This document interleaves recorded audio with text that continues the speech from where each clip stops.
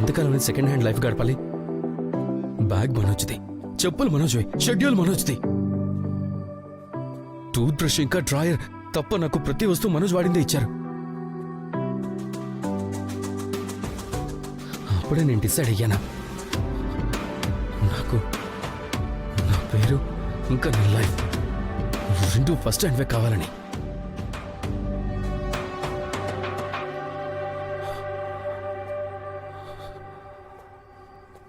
అంతే, నేను ఐసీఈ ఏర్పాట్లలో పడిపోయాను. తర్వాత క్లియర్ అయిందా? అవే కనిపించడం లేదా? నీ ఎదురుగానే నిలబడి ఉన్నాడు కదా. పార్టీ జరిగిందా? జరిగింది.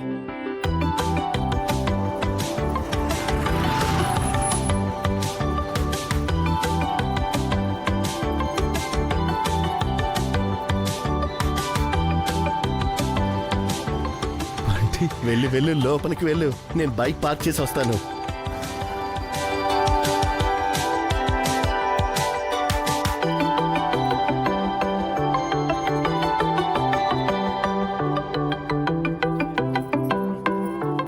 నువ్వు పొద్దుటి నుంచి ఎక్కడున్నావురా?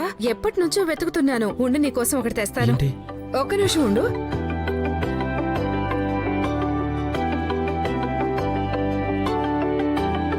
నేను జీవితంలో ఎప్పుడూ 3 విషయాలనే ఫాలో అయ్యాను. మనసు పెట్టి చదివితే మంచి కాలేజీకి వెళతారు, మంచి కాలేజీకి వెళితే మంచి ఉద్యోగం వస్తుంది, ఇక మంచి ఉద్యోగం వస్తే జీవితాన్ని హ్యాపీగా లీడ్ చేయొచ్చు. ఈరోజు నా జీవితంలో ఏదైతే లభించిందో అది కేవలం ఈ 3 నియమాల వల్లే. ఈ ఇల్లు, ప్రభుత్వ ఉద్యోగం. ఈరోజు నా కొడుకు నాకంటే చాలా ముందుకెళ్ళాడు. వాడు కోటా నుంచి నేరుగా స్టాక్ హోమ్కి వెళుతున్నాడు ఇంటర్న్షిప్ కోసం. మా ఫ్యామిలీలో ఇండియాను వదిలిపెట్టి బయటకు వెళ్తున్న ఫస్ట్ పర్సన్ వీడు, మనోజ్ శర్మ.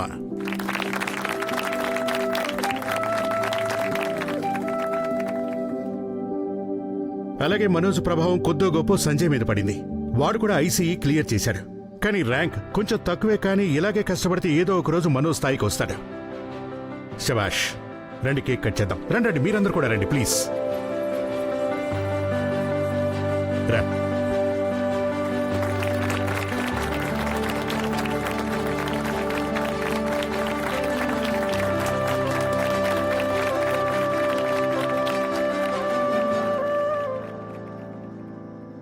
ఎంత కష్టపడ్డా ఏం ప్రయోజనం చెప్పు? చివరికి పార్టీ మనోజ్కే దక్కింది. నాకున్నారా తింతే మనోజ్ తమ్ముడు నడిపించుకోవడం.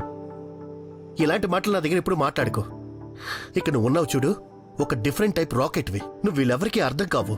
అది కూడా నీకు మంచిదేరా. మనోజ్ నీకు చిచ్చు పెట్టాడు అన్నావు కదా, దాన్ని ఇంకొంచెం వెలిగించడానికి ట్రై చేయి నువ్వు. అందుకే నువ్వు ఐసీఏకి వెళ్ళు. అక్కడికి వెళ్ళి ఒక పెద్ద పేలుడు సృష్టించు. ముంబైలో ఎవరైనా సంజయ్ శర్మ అని పిలిస్తే ఆ పిలుపుందే ఈ కోట వరకు వినిపించాలి. ఇప్పుడు వాళ్ళంతా ఉన్నారే, మనోజ్ను సంజయ్ వాళ్ళ అన్నయ్య అని పిలవాలి. నాకు ప్రామిస్ చేయరా? చెయ్యిరా.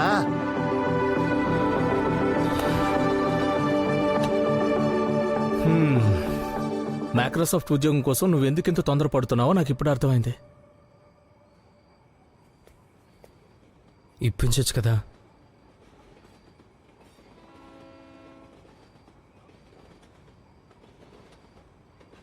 అది ఆ ట్రైన్ వెళ్తుంది కదా, అది 12 గంటల లోకల్.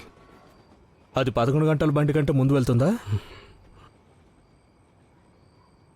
లేదు. ఎగ్జాక్ట్లీ. మనోజ్ 11 గంటల లోకల్, ఇక నువ్వు 12 గంటల లోకల్. నువ్వెంత ప్రయత్నించినా సరే తనకంటే ముందు వెళ్ళలేవు. ఇదే లైఫ్లోని వాస్తవం సంజయ్. నీ problem equation tends to infinity. దీనికి సమాధానం నీకెప్పటికీ దొరకదు.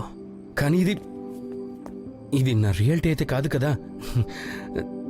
దీనికి సొల్యూషన్ ఏదో ఒకటి ఉంటుంది. నువ్వు ఎంత త్వరగా అంగీకరిస్తే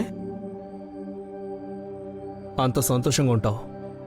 నన్ను కూడా చూడు, నేనైతే అంగీకరించాను.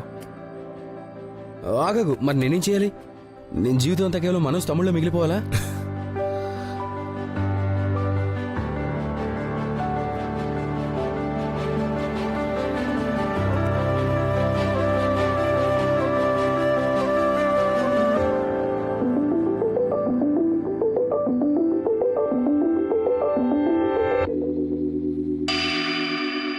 చూడు మీ అన్నకి 92% వచ్చింది, నీకేమో 47%. మనోజ్ తమ్ముడు వయ్యుండి కూడా కేవలం 50%. మనోజ్ తమ్ముడు, మనోజ్ బాబు తమ్ముడు. మనోజ్ ఎంత ముందుకు వెళ్ళిపోతాడంటే ఏదో ఒక రోజు వీడు వాడి పక్కన కూర్చోడానికి కూడా సిగ్గుపడతాడు. అలాగే మనోజ్ ప్రభావం కొద్దో గొప్ప సంజయ్ మీద కూడా పడింది. వాడు కూడా ఐసీఈ క్లియర్ చేశాడు, కానీ ర్యాంక్ కొంచెం తక్కువే. కానీ ఇలాగే కష్టపడితే ఏదో ఒక రోజు వీడు కూడా మనోజ్ స్థాయికి వస్తాడు.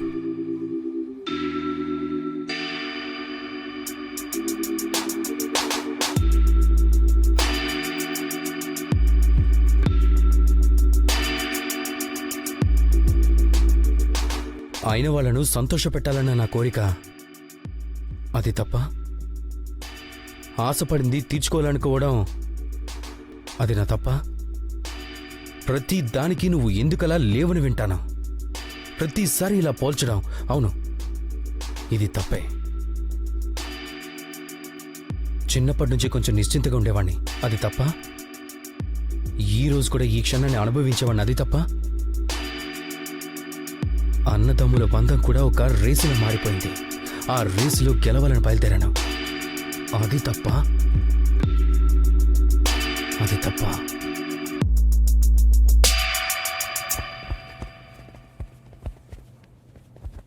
అన్నా, అసలు ఏమైంది సంజయ్ అన్నకి? And finally, I would like to invite on stage the guest we have all been waiting for, the founder of Bill Next and a renowned VC. Please put your hands together for Mr. Mihir Jain.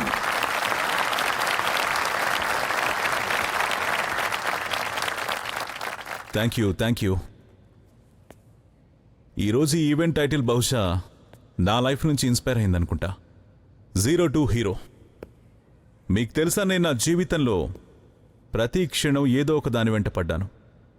నా parents, మా teachers నేను లైఫ్లో ఏం సాధించలేనన్నారు. నాకేం చెప్పేవాళ్ళంటే, శర్మ గారి కొడుకుని చూడు, మళ్ళీ స్టేట్ టాప్ వచ్చాడనేవాళ్ళు. మీలో ఎవరికైనా శర్మ గారి కొడుకు తెలుసా? శర్మ గారి కొడుకు కారణంగా నా కాన్ఫిడెన్స్ 0 అయిపోయింది. నేను 12th ఫెయిల్ అయిపోయాను. I was depressed. ఇంట్రస్పెక్షన్ చేస్తూ చాలా రోజులు గడిపేసిన ఆ తర్వాత సడన్గా నేను రియలైజ్ అయ్యాను, బహుశా తప్పు నాలో లేదు, ఈ ఎడ్యుకేషన్ సిస్టంలో ఉందని. ఈ సిస్టమ్ CGPAను దేవుళ్ళుగా మార్చేసింది. ఆ కారణంగా స్టూడెంట్స్ టెక్స్ట్ బుక్స్ తర్వాత ఏం ఆలోచించట్లేదు, అంతే. బట్టి పట్టామా, ఎగ్జామ్స్ రాసామా. అప్పుడే డిసైడ్ అయ్యాను, నేను ఆలోచించుకున్నాను సొంతంగా ఏదైనా చేయాలని. The moral of the story is very simple.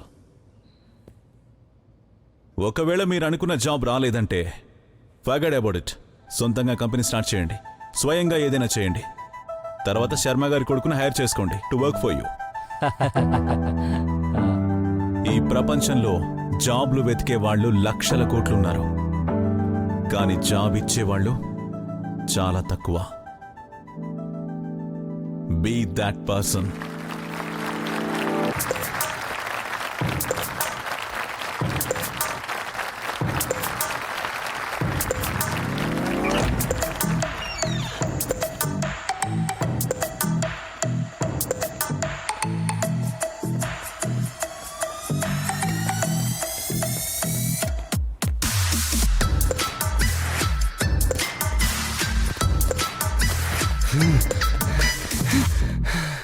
బాబా, 12 గంటల లోకల్, 11 గంటల కంటే ముందే వెళ్ళొచ్చా? అవునా? ఎలా? ట్రాక్ మార్చి. నేను మనోజ్ లాగా జాబ్ వెతుక్కోను. నేను మనోజ్ లాంటి వాళ్ళకి జాబ్ ఇస్తాను, స్టార్టప్ చేస్తాను.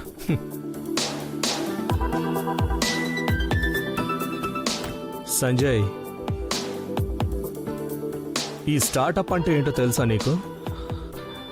నీకు తెలుసు కదా.